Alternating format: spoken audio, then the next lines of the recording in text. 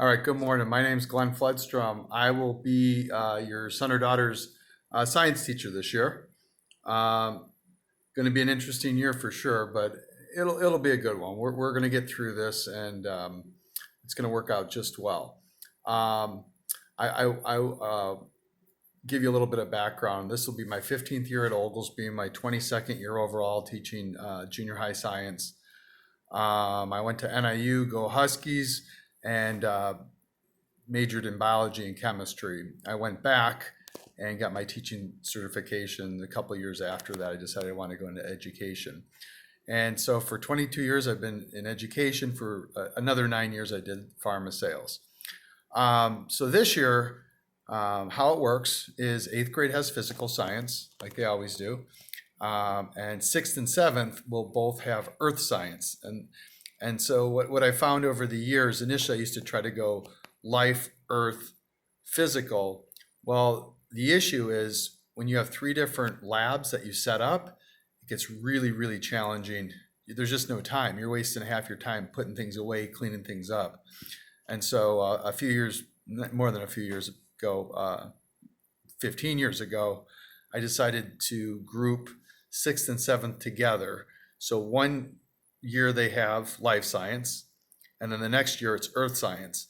But it works out well because like last year's 6th graders, this year's 7th graders, they had life science. This year they're going to have earth. 8th grade they have physical. So this year's 6th graders are going to have earth. Next year they'll have life science, and then they'll have physical science. It's worked out extremely well over the years with this. What's going to be most challenging for me this year, other than dealing with all the, protocols and the 3 different modes of learning, online, the 3. My curriculum has been geared for years to hands-on, like the kids do science. That's how you learn. And it's appealed to all sorts of students, meaning, yeah, the kids that are normally the A students who, study and they read well and comprehend and do exactly what they're supposed to, they do solid. But oftentimes the kids who maybe aren't so well in terms of, visually learning or auditory, they're more tactile, so they can actually learn the stuff and do it. And they're incredible. And so this year, that's not going to happen. That's the problem. That's what is going to be the challenging part is trying to sort of try to incorporate that. So what I'm going to do in terms of labs that the kids would normally do, and even demonstrations that I would do here in the classroom, I'm going to make videos. I'm not sure if I'm going to do all of them because it may not transfer well. You can't look through a microscope with your phone to see different types of cells or different things like that. But I'm going to try my best to make videos, and that way everybody sees it from the exact same perspective. So whether you're at home or whether you're here, it's going to be the same. I mean, that's what we've been told. We need to make everything equitable for everybody, and I agree with that. So just so you know, the curriculum that I'm using, usually, like I said, it's my curriculum. I've created it. And then I supplement it with things on the internet. This summer, I did lots of webinars. And I found this incredible science curriculum called CK12. I will send out a link to it. I'll try to put it on this site so you can read up about it and give a little bit of background information. It's incredible, and it's free, and it's adaptive, it's interactive. I think your students, your son or daughter will really enjoy it. So it's not dry like you're just reading out of a book. So I'm hopeful that's gonna get us through because we've never done that before. So that's a positive.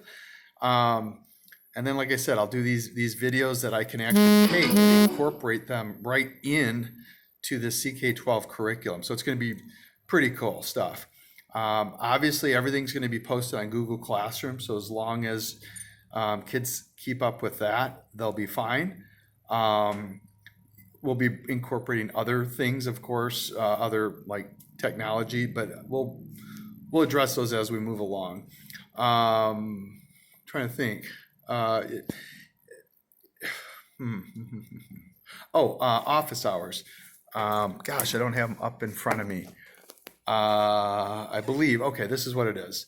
So every day I will be available online for my seventh graders from 1:45 to 2:15, and my eighth graders from 2:15 to 2:45, and my sixth graders from 2:45 to 3:15.